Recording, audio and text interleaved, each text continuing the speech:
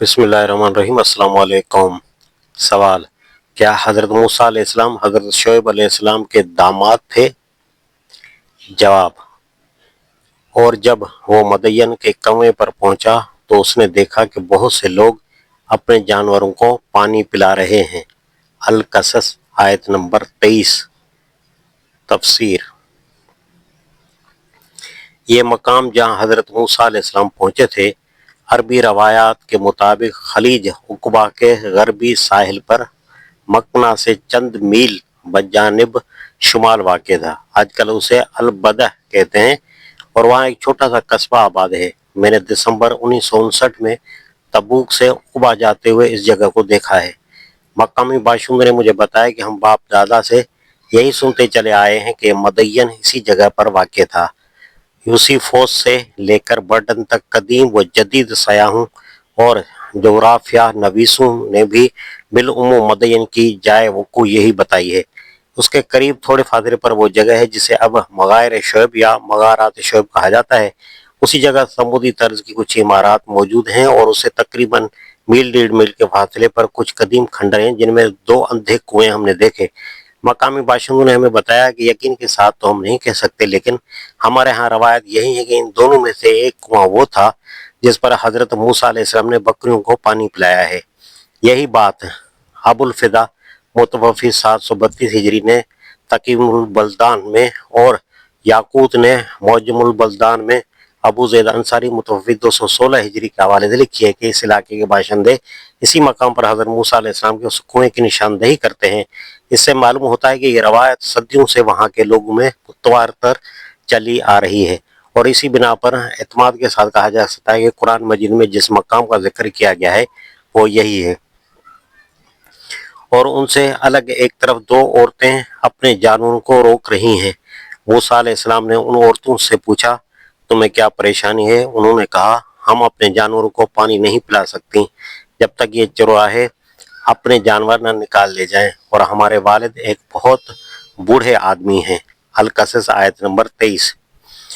इन खवातीन के वालिद के मुतालिक हमारे यहाँ की रवायत में ये बात मशहूर हो गई है कि वो हज़रत शुएब अलैहिस्सलाम थे, लेकिन कुरान मजीद में इशारतन व किनायतन भी कोई बात ऐसी नहीं कही गई है जिससे ये समझा जा सके कि वो हज़रत शुएब अलैहिस्सलाम ही थे।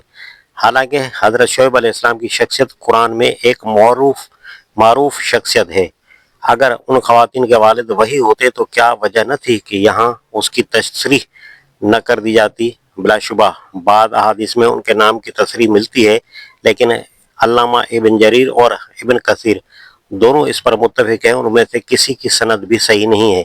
इसलिए इब्न अब्बास, हसन बसरी, अबू उबैदा और सईद बिन जबीर जैसे अकाबर मुफस्सिरीन ने बनी इसराइल की रवायत पर एतमाद करके इन बुजुर्गों के वही नाम बताए हैं जो तलमूद वगैरह में आए हैं, वरना जाहिर है कि अगर नबी सल्लल्लाहु अलैहि वसल्लम से इसमें शुएब की तशरीह मनकुल होती तो ये हजरात कोई नाम न ले सकते। बाइबल में एक जगह उन बुजुर्ग का नाम रवायल और दूसरी जगह यंत्रू बयान किया गया है और बताया गया है कि वो मदयन के काहिन थे। तलमुदी लिटरेचर में रवायल, यत्रू और होबाब 3 मुख्तलिफ नाम बताए गए हैं। मौजूदा ज़माने के उलमा यहूद का ख्याल है कि यत्रू हज़ा किसी लंसी का हम मैंने लक़ब था और असल नाम रवायल या होबाब था। इसी तरह लफ्ज़ काहिन की तशरीह में भी उलमा यहूद के दरमियान इख्तिलाफ है, यानी उसको परूहत का हम मैंने बताते हैं और यानी रईस या अमीर का।